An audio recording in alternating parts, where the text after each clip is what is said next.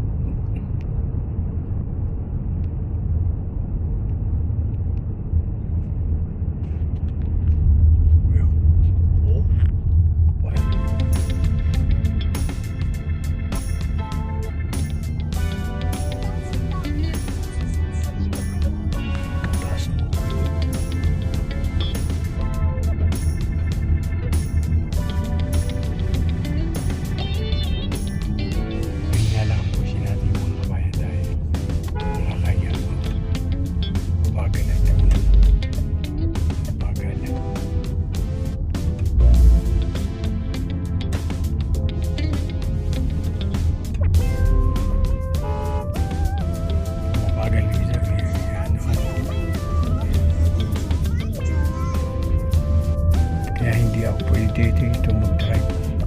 Mabagal ako mag-drive.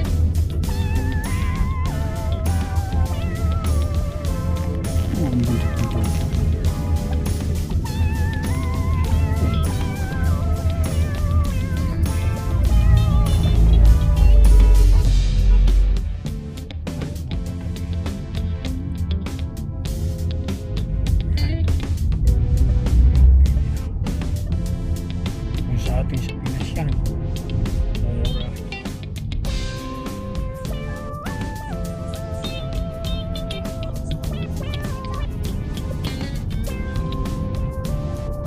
Sasabihin kung sa atin sa Pinas yun mga kabayan, sasabihin lumipad ka. Yung dito malinis ang dugo.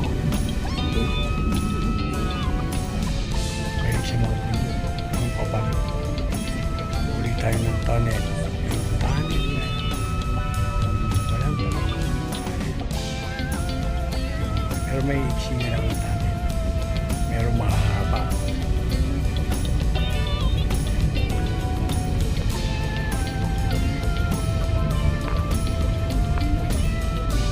Magaling ang ating may mga pipa dito. Yun, salamat tayo. Tunnel mga kabayan. 21 kilometers, 51 kilometers. Hindi ko alam kung anong lugar dahil hindi ako marunong bumasa ng Chinese.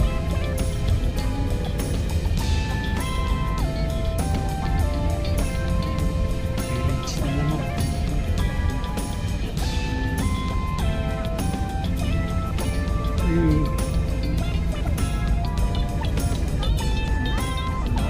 Pero mga halaman makulay.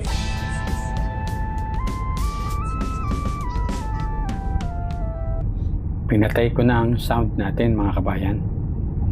Mas maganda ang pakinggan ng original sound ng kalikasan.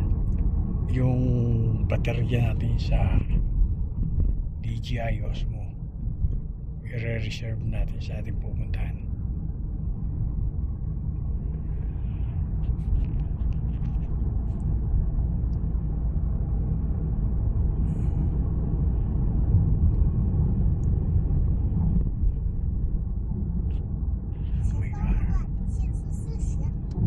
Car for delivery. Ngayon ay malamig dito mga kabayan. Gaano kaya ka-init dito pag panahon ng summer? Bundok dito.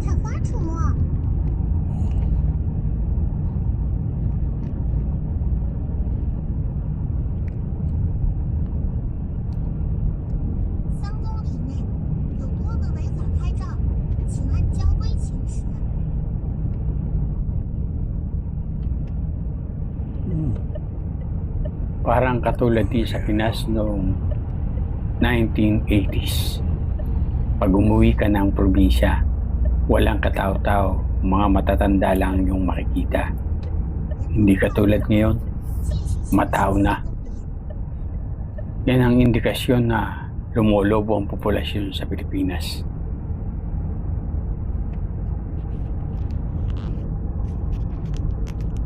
Mga farmers, tatanim sila ng gulay. Ay, nag-aani ng gulay. Parang sa Benguet lang.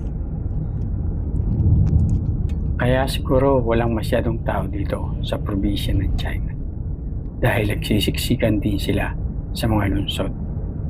At epekto rin siguro ng one-child policy na ipinatupad noon dito sa China upang mapigilan ang paglobo ng populasyon.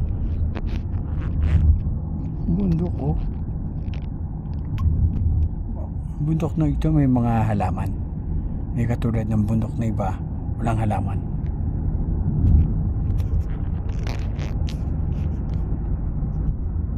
Parang katulad sa Sagada ito. May dinaanan ako ganyan katulad sa Sagada. Nag-iisno kaya dito mga kabayan? Kasi hindi pa naman talaga taglamig ngayon dito. Kasi ang pinakamalamig na panahon ay ang December at January.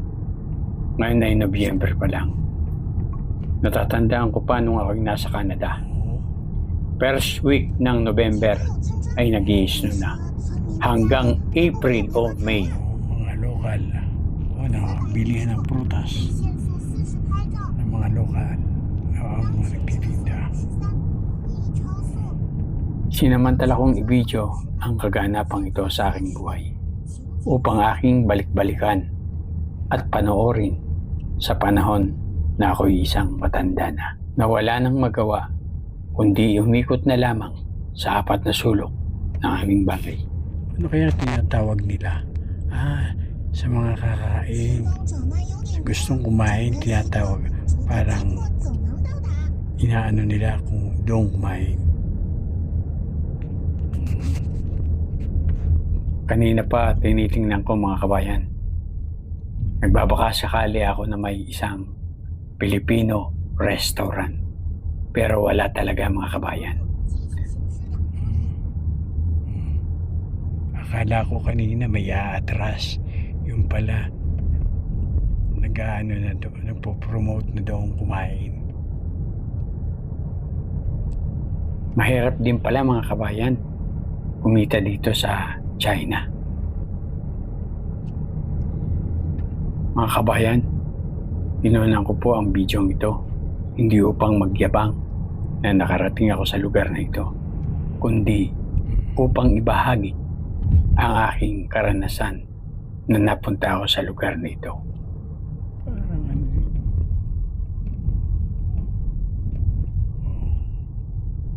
Parang sa Benguet. Ang gilid ilog. Mga kabayan, nakakainip po. Magpatugtog po tayo ng music upang hindi po tayo mabagot sa ating biyahe. Anong ilog? Ang ganda. Marahil mga kabayan ay hindi nyo kilala ang music niya yan o nadidinig. Iniiwasan po kasi natin ang copyright issue sa ating mga video. Inadaanan akong ganito noon, mga kabayan, pero hindi dito. Parang sa Canada. Ganyan.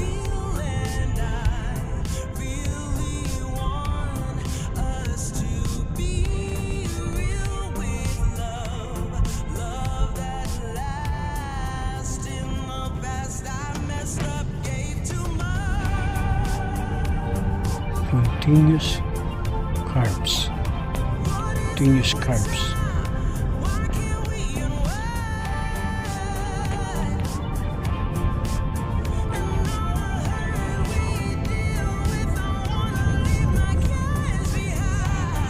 Mga kabayan, habang kayong nanonood, paki-subscribe ang hindi pa mga nagsusubscribe at paki-like. Mag-comment kayo kung may mga tanong kayo at i-share at paki-share. Ako tayo. Kasi maraming titinang kulay parang sa Benguet upang lalong dumami ang ating mga subscriber, upang lalo pang si Juan Masipag TV ay punta pa sa ibang lugar upang may pasyal kayo.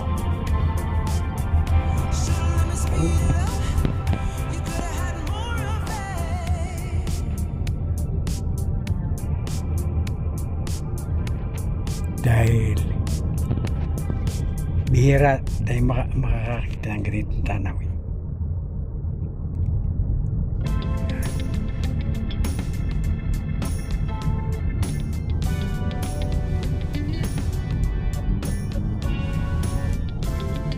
Dito ang bundok dito maganda.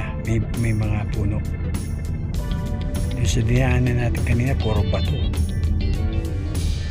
O mga gulay, harvest lang nila. O, ganito pala, mga taniman ng gulay. Dito pala parang pinaghalong tropical. Parang may mga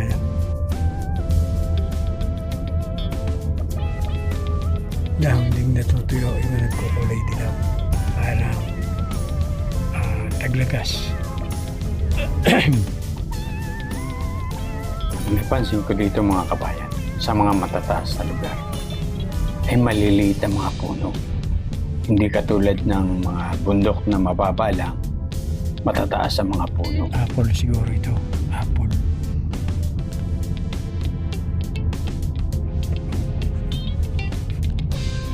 Dito ako, iba-iba ang kotse dito.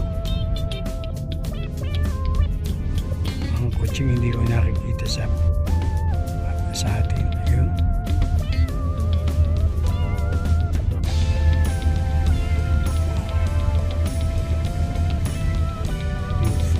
Beautiful yan.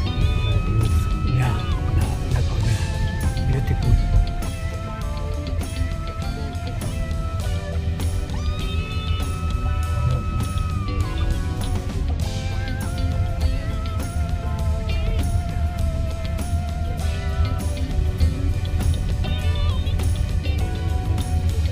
Dati sa picture ko lang na nakikita ito.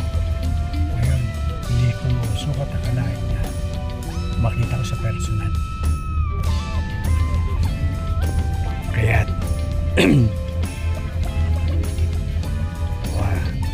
sabi nga, hindi natin alam ang ating kapalaran. Malay nyo, kayo rin makapunta rin kayo dito.